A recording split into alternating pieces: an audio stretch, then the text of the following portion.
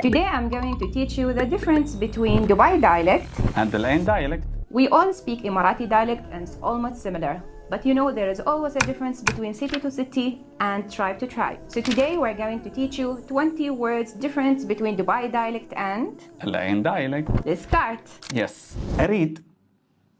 أبا. فلوس. بيزات. خاري. برع. حارة. فريج. خلاف. بعدين. بظهر الحين. بطلع الحين. مزوكة. زعلانة. حلو. عندنا عرب. عندنا ضيوف. هو وايد ياحد. هو وايد يجادل. طب الموضوع. اترك الموضوع. تليفوني تخرب. تليفوني اخترب. مقاضي البيت.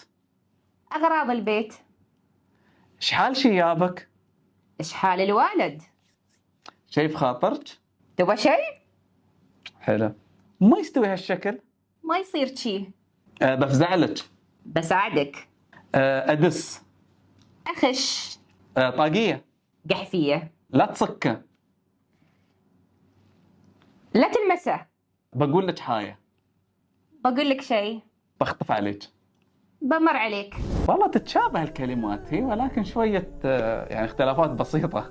It's just small differences. And now tell me, which dialect is easier for you? Dubai dialect or? العين. Write it in the comments below.